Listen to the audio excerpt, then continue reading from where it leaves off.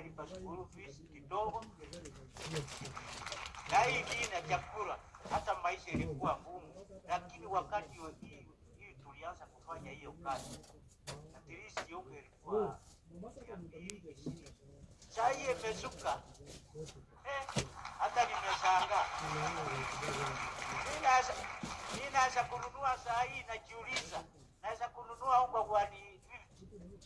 Nasema rais wetu aendelee kazi. Na apewe time aendelee kazi kabisa. Tunaona ukiongeza hii miaka ingine, vitu itaendelea mzuri. Hatuna kuombea. Sasa open. Yes. Pale wewe ni mkaaji wa Mkuru, ni kweli? Ni Mkuru kwa so unatembea Mkuru, unakuja hapo kwa mahali ya mjengo. Umefanya kazi hapo kwa mjengo kama miezi ngapi?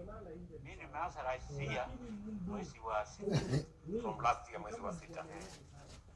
Umewahi kupata kazi ya kuendelea kwa miezi sasa karibu miezi 7. Sasa karibu miezi 7 umefanya. Hata wakati ulikuja pale tuliongea na wewe. Ukasema nataka hiyo uache kuingia. Watu niona karibu 2,000 hapa, na kweli nimeona hiyo inaendelea. Very good. Na tunaendelea. Nilikuwa nimesema pale wakati nilikuja kulikuwa na nyumba 6 ilikuwa inaendelea. Nikamwambia wizara sasa tuanzishe zile zingine. Hizo zingine zimeanza. Zimeanza hata zimefika. Jana tulikuwa tunakorogea ya 5.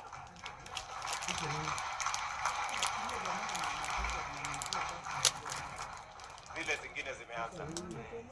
So na watu wa kufanya kazi pale wameongezeka. Wameongezeka, wako wengi. Yeah. Zaidi hata ukikuja huko. Hiyo wache imefurika. Imejaa watu. Na tunaomba tu hiyo kazi iendelee na ufungue kazi nyingine.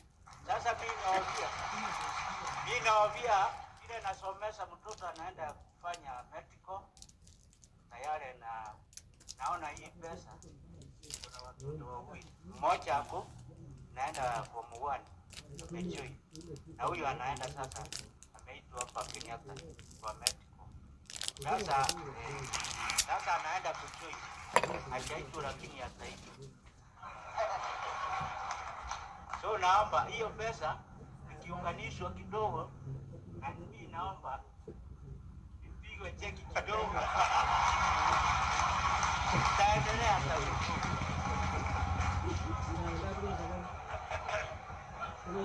Basi vile Obed amesema ni kweli. Kwa sababu umesikia vile waziri amesema. Kwa sasa tuko na watu between 120,000 na watu almost 140,000 wanafanya kazi kama wewe Obed na hawa wenzetu wengine katika sehemu mbalimbali, mijengo mbalimbali inayoendelea katika Kenya.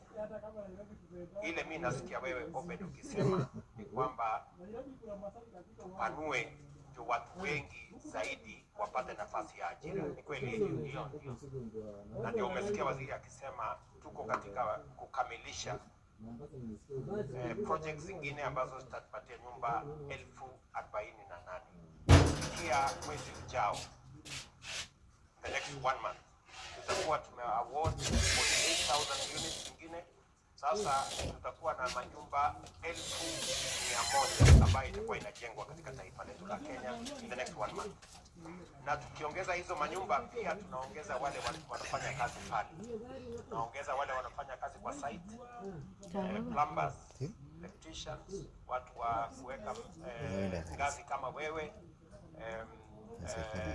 electricians kama Wanjiru hapa, watu wa kuuza chakula kama Japet wataongezeka, watu wa kufanya kazi katika factory ya simiti wataongezeka, watu wanaofanya kazi katika factory ya chuma wanaongezeka, transporters wataongezeka, watu wa kutusaidia kujenga milango kama hii, kama my brother hapa, na madirisha kama hii wataongezeka, na biashara itaongezeka kwa wafanyabiashara wetu wa kuuza bidhaa mbalimbali katika taifa letu la Kenya. So nakubaliana na wewe ya kwamba hii kazi tuongeze, watu wengi wapate kazi, si kweli? Na nia yetu Jafet ni kwamba in the next 1 or 2 months Watu ambao watakuwa wanafanya kazi ni kama watu 1,300 watakuwa wanafanya kazi hiyo unafanya, na wengine wanafanya. Na mpango yetu ni kuongeza mpaka tufikie watu 500,000 vijana, 500,000 Kenya by the end of this year. Kabla ya mwisho wa mwaka huu tutakuwa na vijana karibu 500,000 wanafanya kazi katika sehemu hii. Na ni vizuri umesema vile umesema, ndio watu ambao wale ambao wanatoa pesa zao kupitia kwa program hii wajue pesa yao inachangia katika kubadilisha taifa letu la Kenya, na inachangia pia kwamba wale walio na kazi leo wajue ya kwamba kupitia kwa fund hii na mchango wao kwa fund hii, watu wengine wengi pia vile wao wako na kazi hata wenye open na wengine pia na wao wanapata nafasi ya ajira, kulipa vile umesema kwa watoto wao, mamia na kuweza kwenda mbele. Naelewana? Mimi nataka nikuulize wewe, ungependa mbali na kufanya hii kazi, ungependa nifanye jambo gani zaidi ndio hii program uone kama inaendelea zaidi? Nilikuwa nasema watu wengi huko kwa kijiji hawajajua vile hiyo nyumba inalipwa. Sasa ningependa wajulishwe, akitaka kulipa kama ni 100 yake, ile namba ataweka ndio sasa hiyo maneno isukumwe mbele. Sasa Bwana Inga, mimi nataka ueleze open na wale wengine wanatusikiza wanataka kujua hii nyumba ya 3,000 na ingine ya kulipwa 5,000 na ingine kulipwa 10,000, mtu anajisajili namna gani na atajipanga namna gani ili aweze kuwa mmoja wapo wa beneficiaries kwa hizo affordable house? Asante sana Fries. Watu kama Obed na wengine ambao wanataka kumiliki hizi nyumba, njia ya kwanza ni ujisajili, uende kwenye mtandao, ubonyeze kwenye simu *832#. Naona umevaa jacket ya boma yangu, itakupeleka kwenye mtandao wa boma yangu. Ukifika pale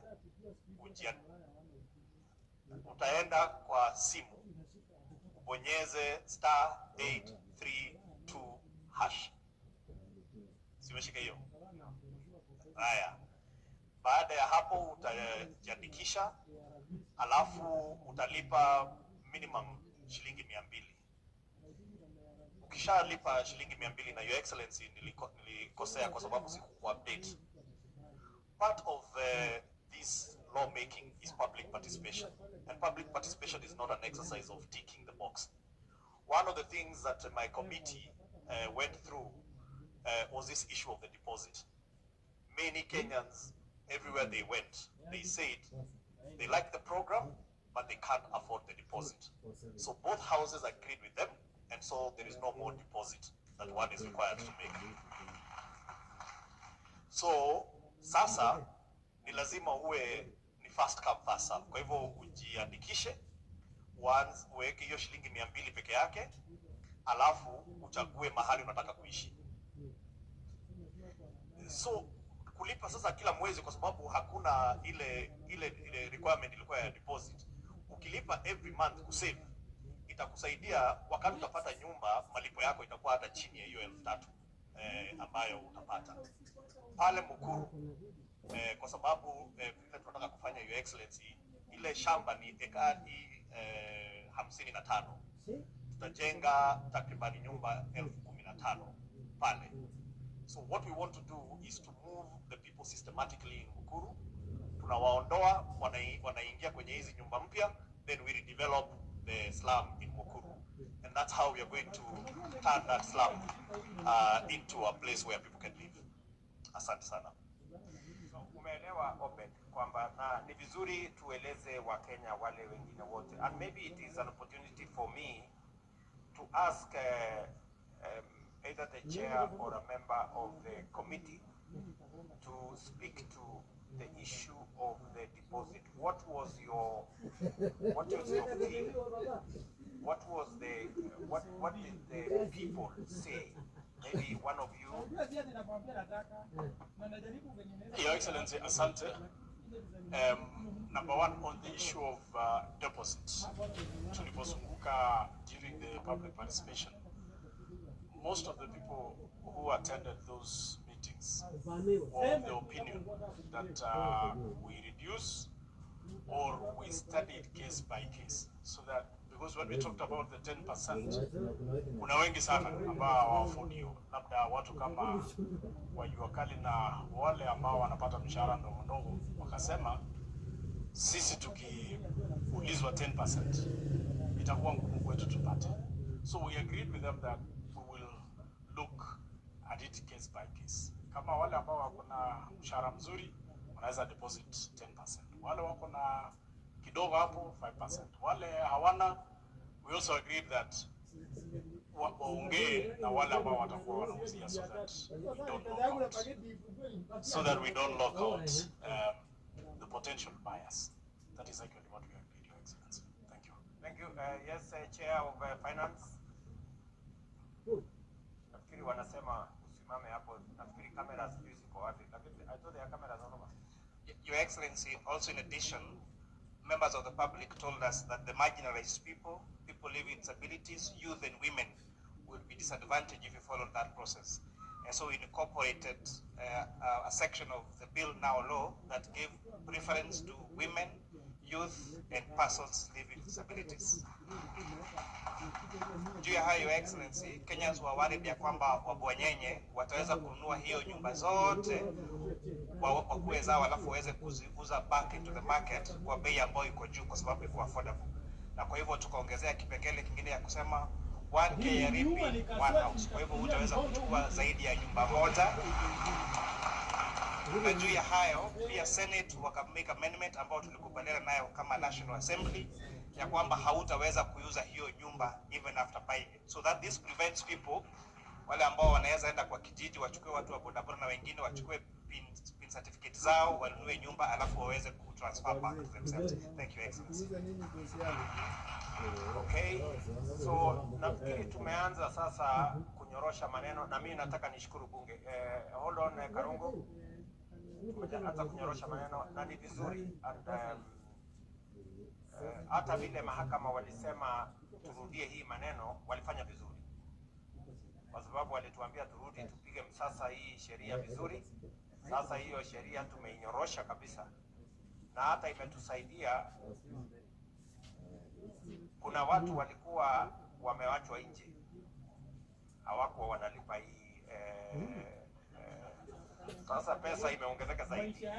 So tunashukuru mahakama wametusaidia kutuongezea pesa ya affordable housing.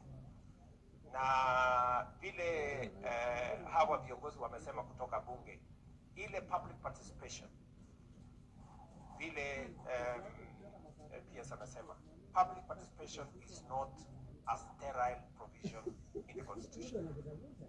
It is a meaningful insertion to bring the views, the understanding, the ideas, and the suggestions of people, Kenyans, to speak life and to breathe into legislation, regulation, policy, and other government programs in a very substantive and meaningful way. And when the public said that the 10% deposit was high, I'm very happy that the Senate has considered, and now we are going to find a way around it that is not going to be a mandatory requirement for anybody to have a deposit of 10%, and it will be assessed on a case by case, and that is what the board, which is going to be to provide policy direction to the management of this program, is going to do.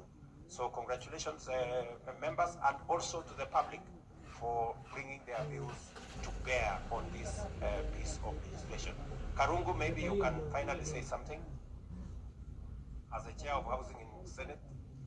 Thank you very much, Your Excellency. At the Senate, we listened to the public. Na walikuja wakasema kuna wale hawataki kuishi town. wanataka warudi mashambani ndio wakalime. Wako na ardhi, wako na title. Wakaomba serikali badala kuwajengea town, inaweza kuja pale mashinani iwajengee kanyumba mzuri pale na walipe polepole. Tukakubalia hiyo na iko katika sheria. Tukaintroduce kitu inaitwa Rural Affordable Housing. Watalipa kupitia mortgage scheme na kila mtu atapata nyumba yake, ndio pia watu wote wasikuje town, hata wakulima wabaki wakiwa na nyumba mzuri. Asante sana Rais. Thank you very much. Your Excellency, thank you very much. A lot of people saw me sweating here in State House when we were making this bill last year. But I'm not alone in this journey. There are some people that have real scars. Stanley Njoroge is the chairman of the Settlement Executive Committee in Kibra. He's also working on site, and he's one of the people that are waiting eagerly to own their home. When this process was stopped, Stanley mobilized his workers and they came to Toi Toi outside the High Court. Stanley was arrested, and akaniambia, he has some scar to show for this program. So there are people who have real stories, Your Excellency, besides myself. Stanley, tuambie your journey. Your Excellency, nashukuru sana. Kwa majina ni Stanley, the chair wa settlement wa Jumeambiwa. Na mimi mwenyewe, mimi ndio the real person mwenye naweza sema nimefeel kitu yenye imechange mtaa yetu. It is so shameful mimi kuangalia mzee akipiga kitu yenye inaweza saidia mama pale chini, inasaidia watoto pale chini na maisha yetu haswa. Mimi hapo awali na bado hata sasa tunaendelea na hiki kitu ni penye bado nyumba zetu hazijaisha. Tumeishi maisha ya kuteseka. Kila saa tu ukisikia wiu si ambulance, ni zimamoto. Imekaa kutuzimia moto, tumechomekewa. Unarudi scratch zero. Mvua ikinyesha tunashukuru sana. Tena inarudi na kuwa ndio kutubeba mafuriko kutuingiza Nairobi Dam. Tukirudi tena tukimaliza hivyo, nakwambia Your Excellency, kwetu mtaa as we are speaking now, hakuna mtoto wa miaka 10 unaweza mfundisha kuhusu sex. Anaijua. Na ameitulia wapi? Mtaa hapo ndani. Hiyo ndio bedroom, ndio sitting, ndio kitchen, ndio room ya watoto kuchezea. Kwa sababu mtaa utasema kuna corridor ama kuna kiwanja ya kuchezea. Mtachezea kwa nyumba ama mchezea kwa corridor ka nje. Cha mama, cha baba inafanyiwa hapo. You find that hakuna decency kwa slum juu ya hizo environment. Ukipata example kama venye nyumba zilikuja, si kwetu tulilana na the phase A ya project. Tukaona kweli hao watu wanaishi nyumba mzuri, maisha mazuri. Tulipokuja kuanziwa yetu, hapo ndio vikwazo zilikuja. Ikakuwa hatuwezi jenga, hakuna nini. Ikakuwa nikajiuliza, kwani mtoto wa maskini wakati anaenda kuinuliwa ndio hao matajiri wao inawauma ama inakuanga ni nini? Kwa sababu zao zikipita hazinanga vikwazo. Zinakuanga ni yes zikipita. Zetu zikifika lazima tuandamane, lazima tupigwe tear gas ndio haki yetu ifanyike. Your Excellency, hiyo ndio kitu kwanza mimi iliniuma. Na nikasema kuliko niitwe mwizi, kuliko nipigwe risasi na tupigwe risasi na watu wetu tukiitwa waizi, wacha tuandamane tupigwe risasi tukitetea kazi. Kwa sababu ilifika mahali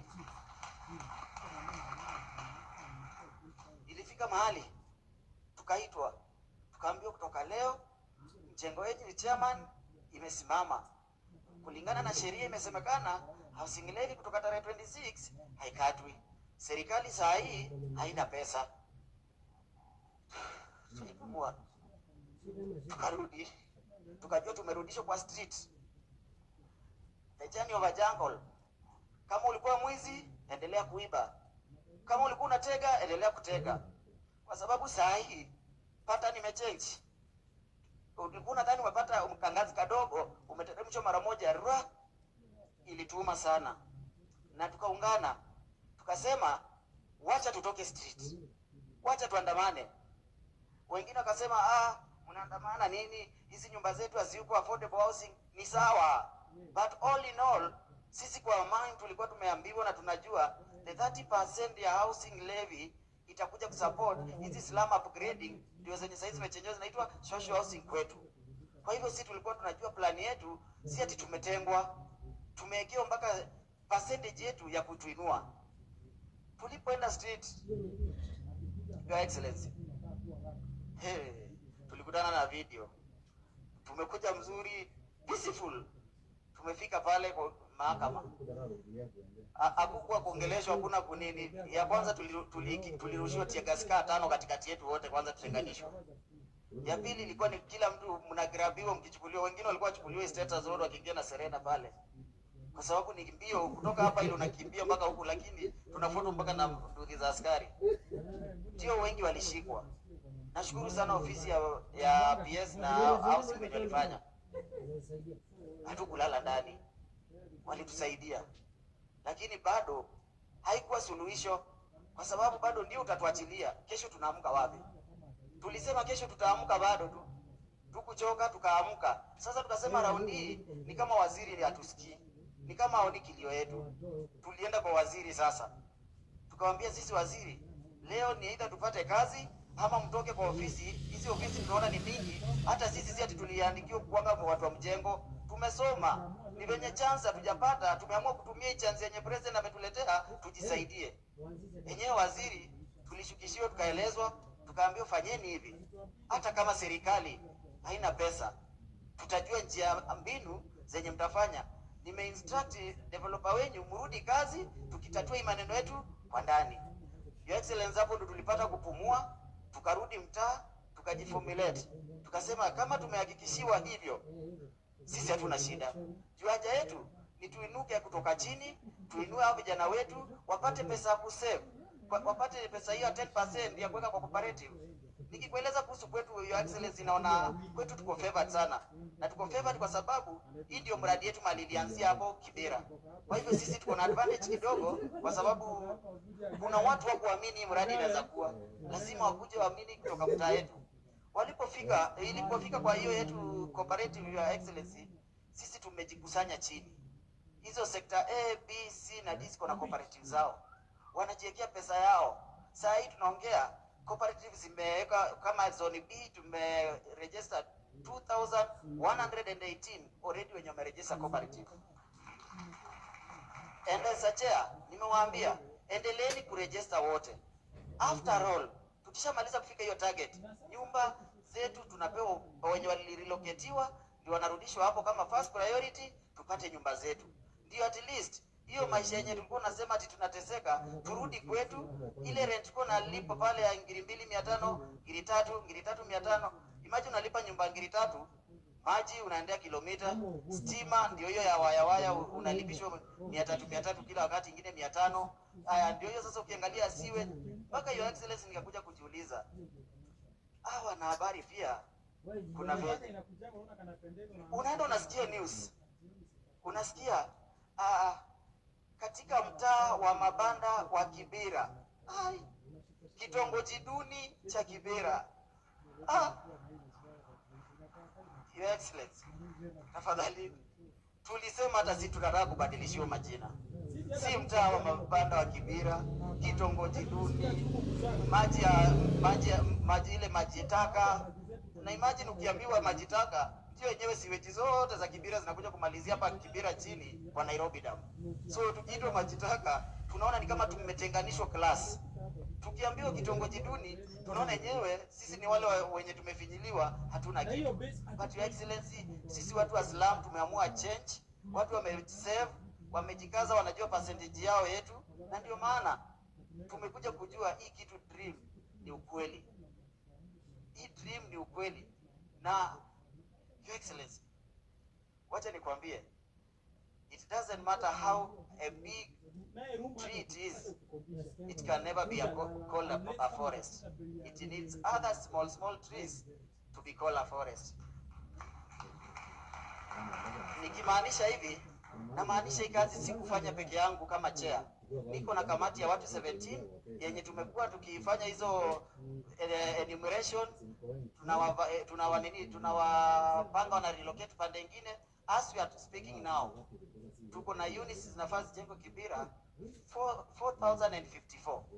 Members wetu wamekaa huko nje wanaziangalia, wengine wanafanya kazi wa save. Zikiisha hivi hao ndio wa kwanza wanaingia. So ningeomba tu kwa heshima Your Excellency, viongozi wangu wako hapa wasimame tu wave kwa heshima, wasiseme tu watu waacha sek wetu members tafadhali. Tafadhali members wake tuwapige makofi kwa wale members wa huyu mungwana. Yeah, hiyo ndio team ilifanya relocation, tukaenumerate watu wetu, ka make sure ni watu wetu wa mtaa, wakawekwa kwa data, kila mtu akona kadi ya nyumba ya kuonyesha anangojea. Ya pili, wakaingia waka make sure watu wenye wamewekwa kwa cooperative ni wetu. That's why tukasema sisi tunangojea nyumba iishe, Your Excellency, na ikiisha wacha sisi tuingie nyumba yetu, hata sisi tubadilishiwe jina, tukiitwa jina hata utukufu ya baraka nini, tunajienjoy. Lakini kuitwa mtaa wa mabanda, kitongoji duni, Asante sana, tupigie huyu mungwana makofi jamani.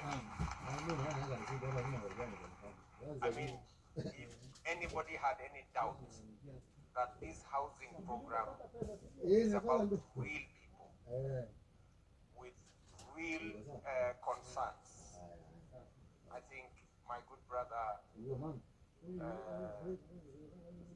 Stanley has made the point. It's about people who live in squalor. I don't know how we would feel when Stanley says children in those neighborhoods cannot be taught about sex at 10, because it is something they witness every day because of how those settlements are. As a country, we must dignify every family and every Kenyan. And this housing plan is about dignifying and creating dignity amongst each and every one of us. What is going on in Kibera is transformational. We are doing the first, where we are constructing now is how many acres? 4,054 units. That is the phase that we are in. We have already decanted another, we are in the process of decanting the next phase, which is about 22 acres. We're moving on to the 22 acres, and we want to start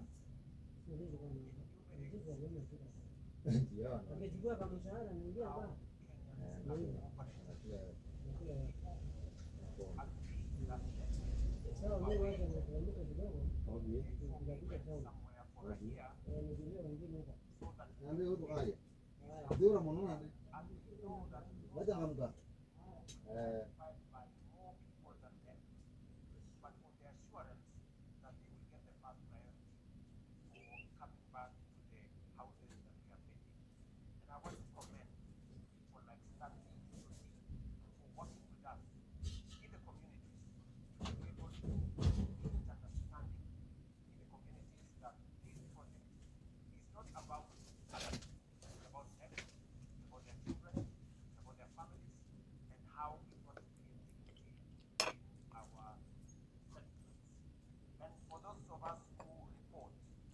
I think you have heard Stanley say, please spare them. I think we're going to change the name, and hopefully we will call it, you said you wanted to call it Baraka or something, some Baraka Estate or something.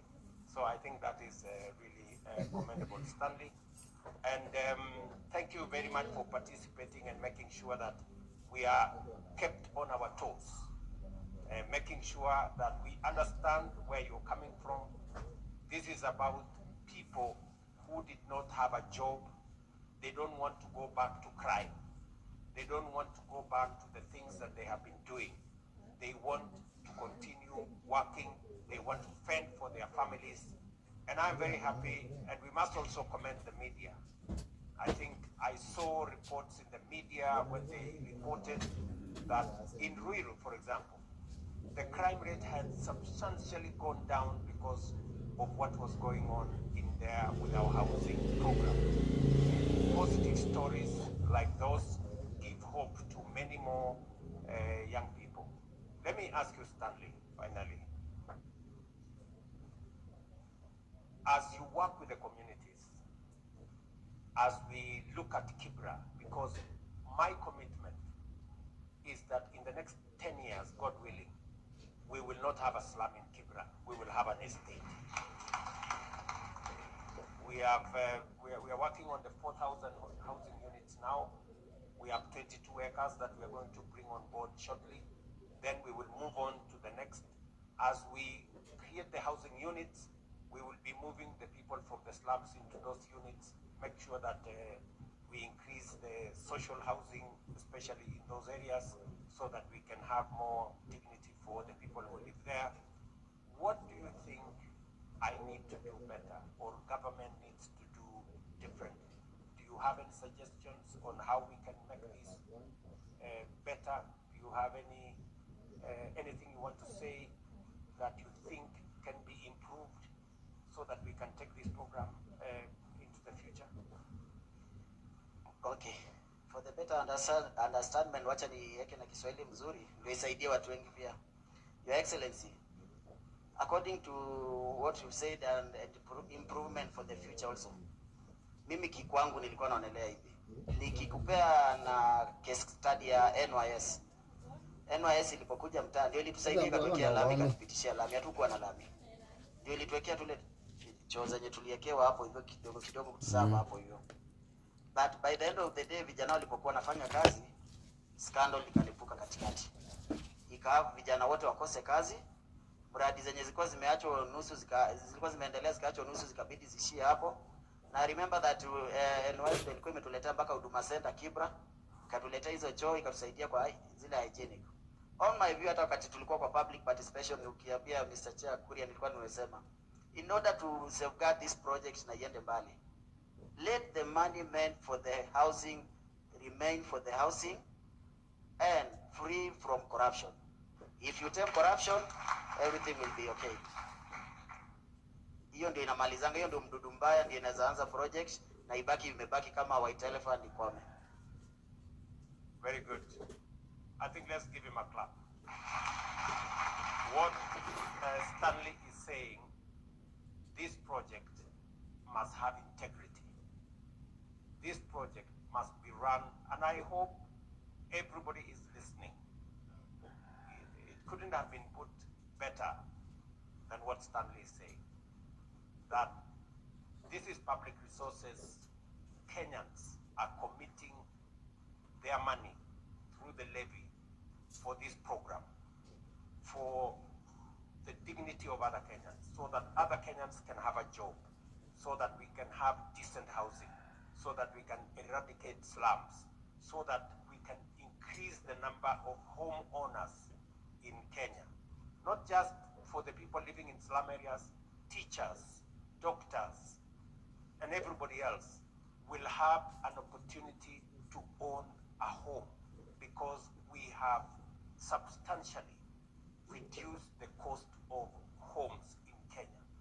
Our plan is to create minimum at least 2-3 million homeowners in the short term, so that we can have a country where everybody believes they own something and they are part of that ecosystem. So I want to give you my assurance, Stanley, as I do all the other workers in the construction site, and as I do to every Kenyan who is contributing their money to the housing levy, I want to assure you that I will do whatever it takes and deal with whoever and protect these resources for the benefit of the people of Kenya. That I will do. And I want to give a warning right from here, listening to Stanley. please, anybody involved in this program, if you just step offline, it's not going to be business as usual. So integrity, integrity, integrity it is. This program must be corruption free. We have agreed on everything. We have even agreed on the quantities. We have agreed on the costs. Unlike in the past, when costs move from here to there and ran all over the place, Hinga, you know, we already agreed how much it's going to cost. Yes, we did. And there will be no escalations and there will be no issues. So Stanley and all the other Kenyans, we've listened to you. Integrity is going to be front, back, center, left, right, to make sure that this program succeeds. Thank you. Asante sana. Thank you so much, Your Excellency. Your Excellency, affordable housing is not synonymous to poor quality. These Kenyans that are contributing towards this levy expect high quality finishes. Seated right next to me is Mary Wanjiko. Mary Wanjiko belongs to an organization called Build Her. She is a skilled carpenter and a joiner. At the moment, she is supervising over 20 employees. When we launched Starehe Affordable Housing, you had an opportunity to sample the quality of their work. And I can attest it is high quality work. And I want to say, Your Excellency, that women are not a footnote in this program. We honor the women in construction. Mary Wanjiko, tell us your story. Your Excellency, thank you for the opportunity. Kwa majina naitwa Mary na nimekuwa alumni wa Bilha over 3 years experience. Nimeingia kwa hii sekta ya ujenzi baada ya kugraduate from Bilha. Nimefanya kazi tofauti mingi sana za site. Tumekuwa tukipitia a lot of challenges. Tumekuwa tukipitia sexual harassment, tumekuwa tukiwa discriminated na kuwa pia underrated. Na hivi karibuni tumeona vitu zimeanza kubadilika pole pole, na tumeona wanawake wengi wameanza kuingilia kwa hizi sekta. Tuko na engineers, tuko na architects, na kwa muhimu sana kwangu tuko na skilled artisan kama welders, painters, carpenters ambao wako ndani na tunafurahia sana. So mimi niruhusu kidogo ni wapie jani yangu. Nilianza kazi ya kuandikwa kwa hizo sekta za ujenzi, nikafika mahali nikafungua my own workshop for a period of 1.5 years. But mambo ikakuwa ngumu kwa sababu nilikuwa na watoto high school. Nikaona inanirudisha nyuma kidogo kwa sababu watoto walikuwa wanafukuzwa shule nini, nikawa kutafuta kazi. Nimefanya kazi kwa muda wa miezi 6. And in the period of 6 months nilikuwa nafanya kama maintenance and repair officer. But last week on Saturday, 3 days back, I was promoted to a technical coordinator.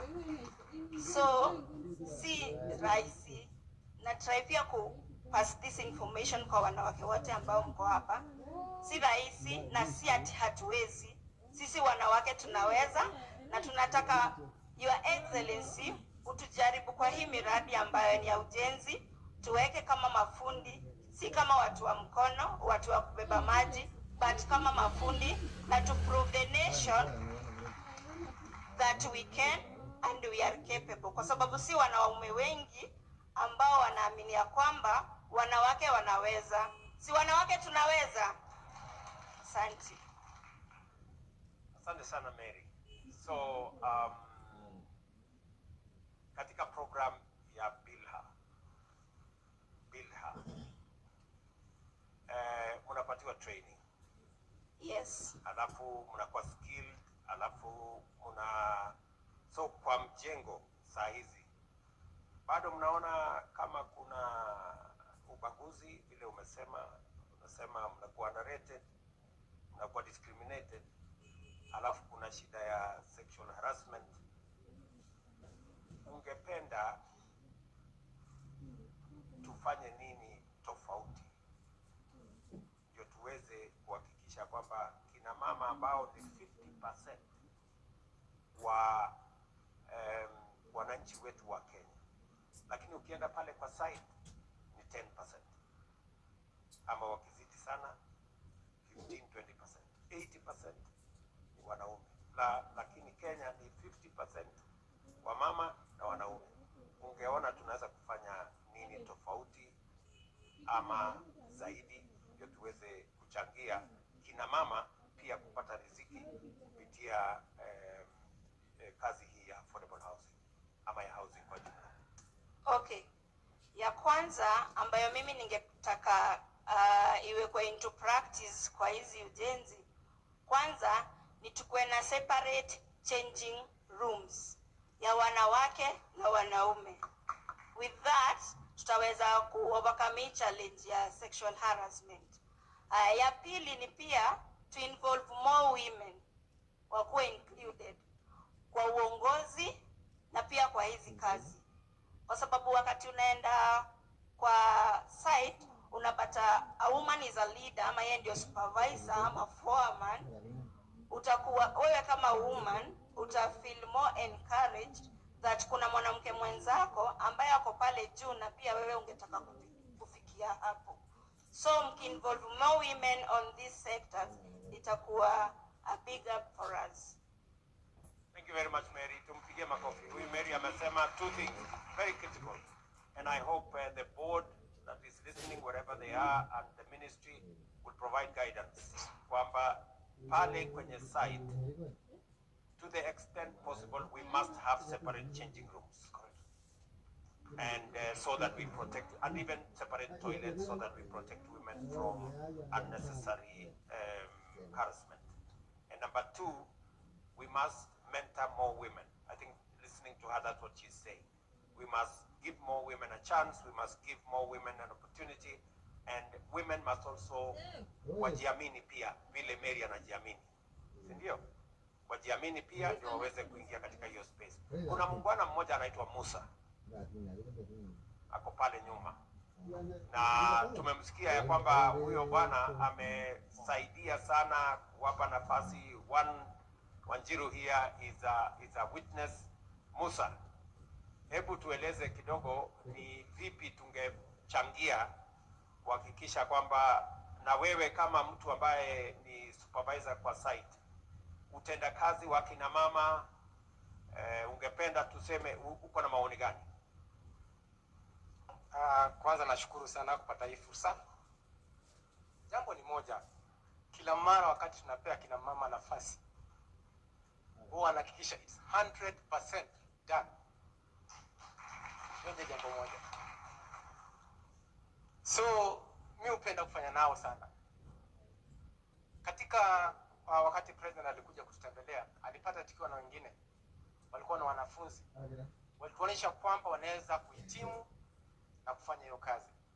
Sasa tunapoongea, Jackie ni mmoja wao hapa, kuna mwingine pia tumetembea nao, wanasimamia upande wa stima.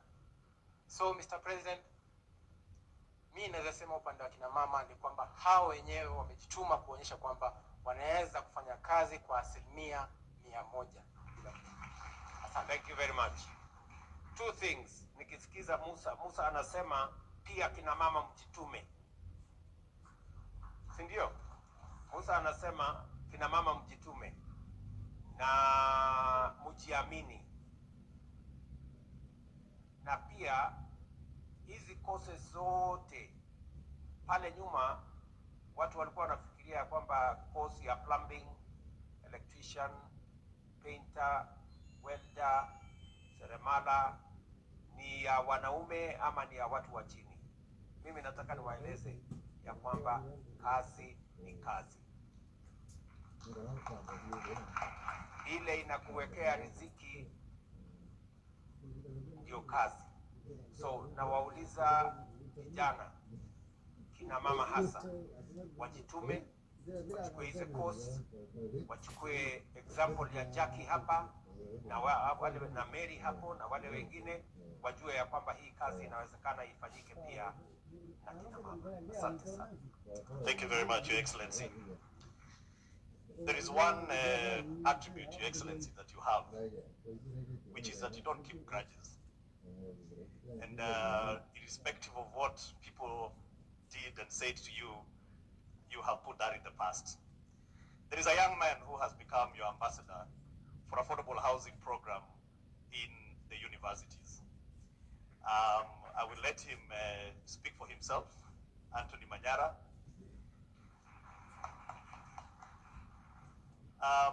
Your Excellency, the tragedy, and sometimes when we're having this conversation about housing, sometimes there is a very big disconnect.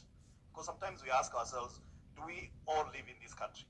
Today, majority of our students live in slums. They live in slums to go to the university, and they are facing all manner of challenges. A lot of illicit drugs and so on and so forth. So because of this program, one of the things that our committees have instituted is what is called institutional housing.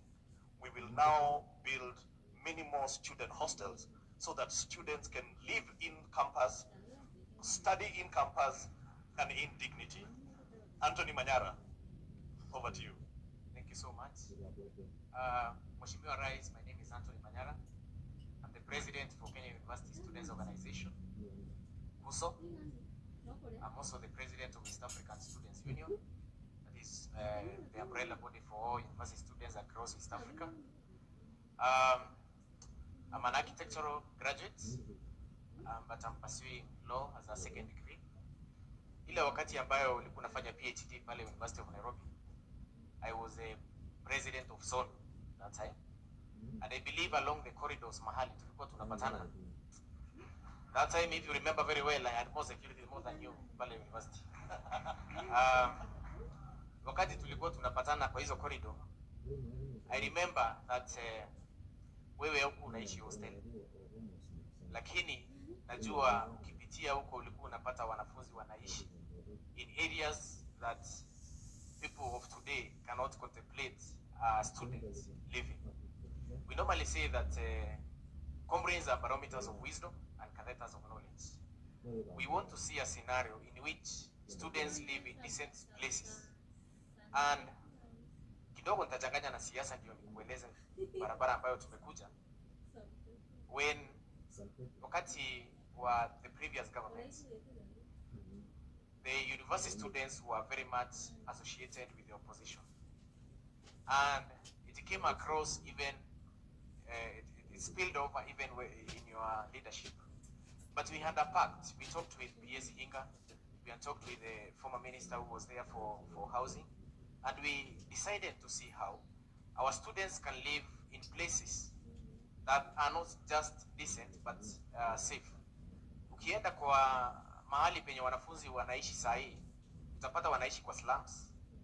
Utapata hostels. Let's take for instance University of Nairobi, we have let me take just an example of Mamlaka hostel. Ukienda pale mahali wanafunzi wanaishi, still the spaces are too small. And some universities the issues are even worse. What are the risks that we see subjected to students when they live outside the universities? We see issues of rape, we see a lot of killings. Kuna wanafunzi wanaibiwa bags zao. All these issues that are associated with this matter led us, because I remember very well, nilikuwa ile blank wengine ya siasa, but wakati PS Hinga alinipigia simu akaniambia president amesema instead ya kushinda mmefunga barabara kufanya maandamano sijui nini, kuja tuone namna gani tunatafutia wanafunzi nini nafasi. I remember very well, Mr. President, that when we talked with PS Hinga, they decided to appoint me as the ambassador for affordable housing plan. That time, we were doing the public participation for finance bill, and after realizing the kind of changes we can we make an agreement between the Kenya University Students Organization? We see how students can be incorporated, leveraging on the affordable housing plan. We have affordable student accommodation. Juzi, because tumeanza kufanya tours. Nimeenda pale Kisii University for instance, nikapata ya kwamba kuna groundbreaking. Wanafunzi kama walikuwa na hostels 600, because they are around 600 thereabouts, and they want to increase them to a number of more than 3,500. That tells you very many students who are housed outside will be able to be accommodated inside. That is a big impact going forward. Thank you. Asante sana Anthony, and thank you very much for working with us, kwa sababu hii program ni program ambayo, when we talk about affordable housing, it cuts across. Part of what this program is going to deliver is student accommodation that is affordable. Our students today live in very difficult circumstances. They live in indecent slum areas with all manner of challenges, as been explained by Anthony. Rape, theft, harassment. I was, for example, in Bukura, and the students were telling me, even to walk to where they live, we needed to put lighting because there were instances of harassment and theft and many other areas. So I want to commit to the student fraternity that under this program, we are going to have a serious rollout. It is already underway on student accommodation that's going to be affordable, decent, and is going to be revolutionary to make sure that our students have a place to stay. And Hinga said about the past, it is only fools who don't change their minds, or so it is said. I mean, we may have been in different political formations, but that is yesterday. Today is a day for us to come close ranks and do that which benefits the people of Kenya together. And having alternative opinion enriches our national conversation and brings out the best in all of us. So Anthony is, I came across Anthony the first time in Bomas of Kenya, when he said that I was pushing a 16th century, that's Matere, or they were in the same group with Matere. So, but they now realize that this is not about a 16th century equipment. This is about real people. This is about real opportunities. This is about real chances for all of us to move our country to the next level. So Anthony and your team and Matere and all the other people, I want to tell you that in our equation, everybody has a role to play. It doesn't matter which side of the political divide you come from. Thank you very much. Thank you very much. And in wrapping up, Your Excellency, is a good friend of mine. In the year 2018, when we did Park Road development, we say that this affordable housing program, Your Excellency, is not about four walls and a roof.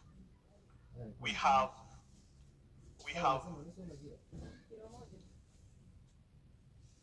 okay. We do have Kenyans who know how to make doors, Kenyans who know how to make windows. The biggest challenge, Your Excellency, is that between them and the owner of that door are many brokers who make more money than themselves. And we decided to take a chance on them, and we gave them a contract of 122 million shillings to make the doors at Park Road. Let Mr. Mwema take you through his journey, and he's the last one, and because we are wrapping up, Your Excellency, after that I will not come back. I will ask you to sum up this program. Thank you very much. Mheshimiwa Rais, wakuu wote wa serikali, jambo. Kwa majina yangu naitwa Peter Mwema Mudhaka. Nikana vile PS Kinga amesema, sisi tulikuwa watu wa chini, tulitafutwa tukiwa kule Kariobangi. Tukaambiwa tuko na contract hapa Park Road. Wakati huu hatukuwa tunaweza kujua vile tunaweza kunegotiate mambo ya contract. Serikali ikatuambia tuende tuongee na contractor, because already contract ilikuwa ichapatiana.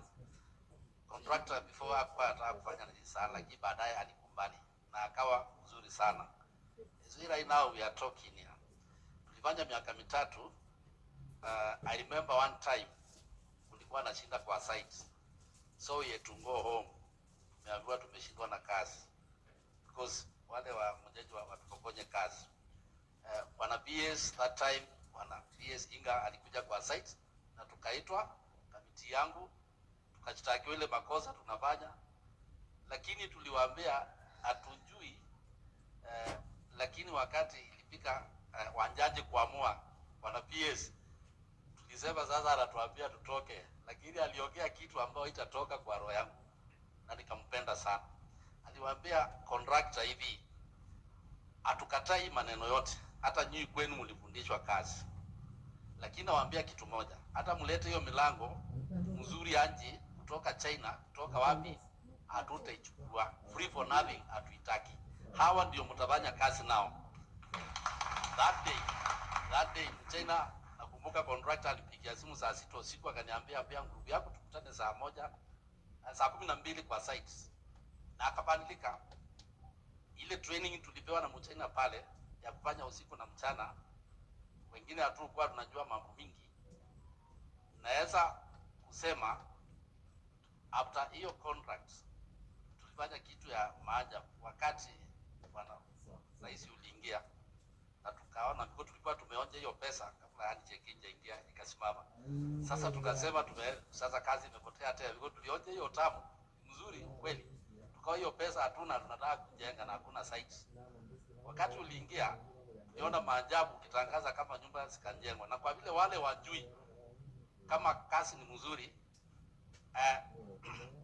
wakati ulitangaza ya kwanza tulifurahia sana, na tukaandikia PS barua tukamwambia tumejipanga, na akatuambia sasa si hapa Nairobi peke yake, lazima hii ujumbe yote mlifanywa pale iende Kenya mzima mahali kuna jengwa. Actually tulifanya hivyo mzuri sana. Mzea under entry ridhaa wa Mzea ndio anafeti mafundi wote, makapenda yanatupatia. Saa hii ndugu ameongea hapa, nimempatia technical team ambao wanatrainiwa kwao. Saa hii wale watafanya hii milango ndio inaenda huko Kibera this one, na huyo amenipa makapenda, tumempatia watu wetu wa training wa national. Tumejiunga kikundi kubwa sana kutoka kwa subsector ya National Jua Kali of Kenya, ambao CEO wake ako hapa asimame. Huyu ndio mkubwa wetu wa Jua Kali, wana Richard Mutati. Tuko na timu kubwa, watu wote wa national msimame, msalimie rais. Mafundi wote pia msimame, wale mmepika hapa. Hii timu yote unaiona hapa, wengi tumefanya nao Park Road, na wengi tumewatuma kila mahali. Juzi tumeitwa na MD wako wa National Housing, akatuambia anataka tumsaidie huko nyumba zao zinajengwa. Sasa ametupa kazi Kirinyaga, Omambei, tunawasimamia huko na Embu. Mafundi wetu technical wanaenda huko, tunapanga na yeye vile wataenda huko. Because why we are doing this, we are giving our brothers and sisters ile shida tulipitia pale attract wapitie. Na nakwambia kitu ya kutangaza sana, wanawake wataki kuachwa nyuma. Wamejipanga, because walikuwa wananiuliza chairman, tutafanya kazi gani? Hii milango unayoona hapa, hii imefanywa na wanawake. Sio kana madam Karaya yako mengia. Huyo madam, hii milango ndio wamejiunga kikundi kubwa sana, wanatengeneza milango. Wamesema mwindi apati kazi ya milango. Hii yote inakuja site inaundwa na wanawake wetu hapa Kenya. Hiyo unayoona hapa.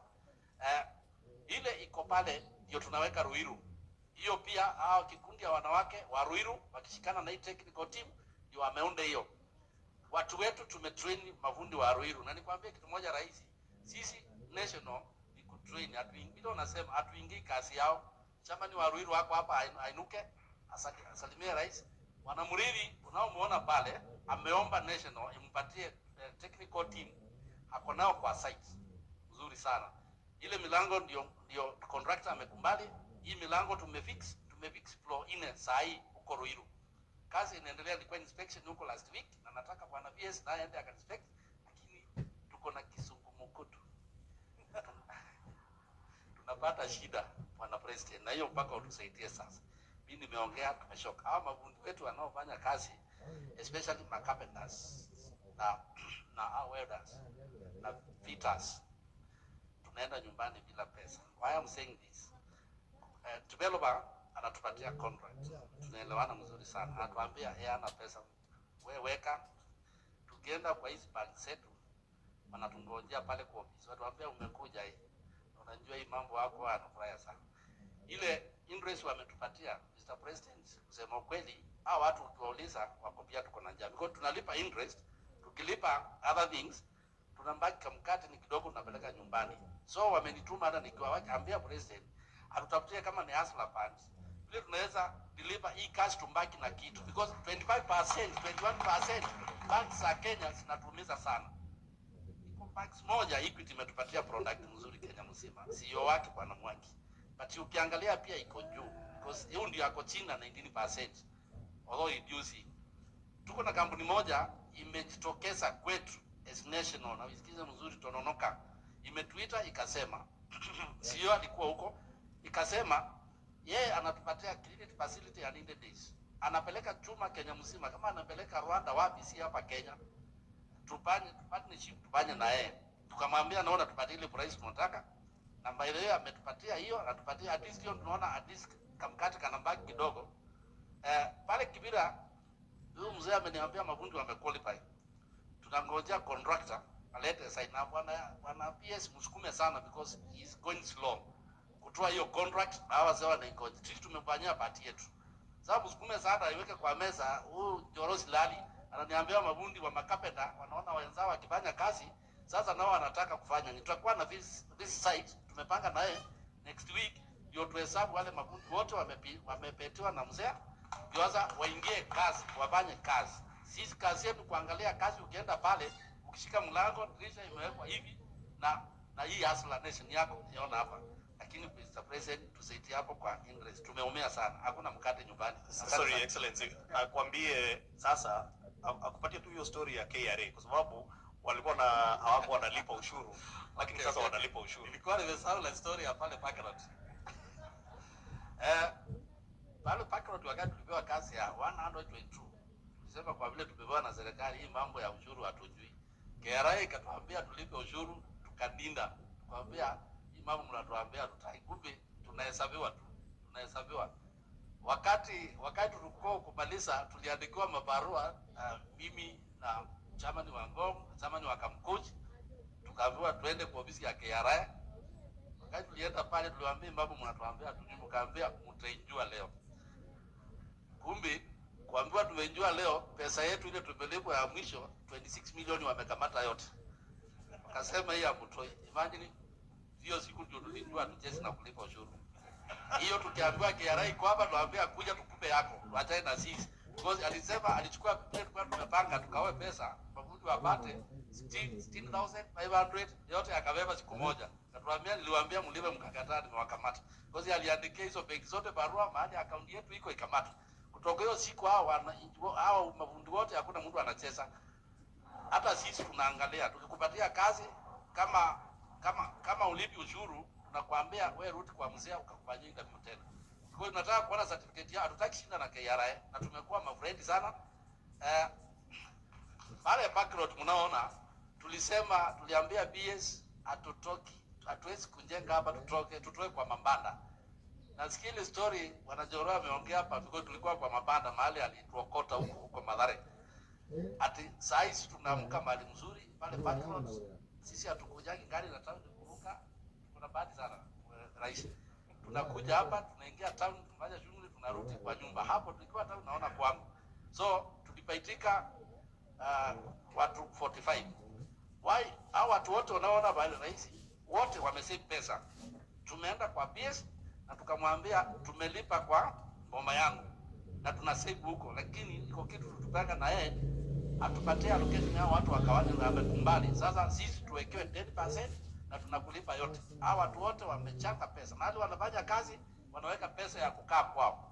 Because wanaona vile tunakaa backroad na wako very happy. Mkikataa jumba mjue mafundi wangu wote Kenya mzima wamejipanga. Wanachukua hizo nyumba. Asante sana. Haya.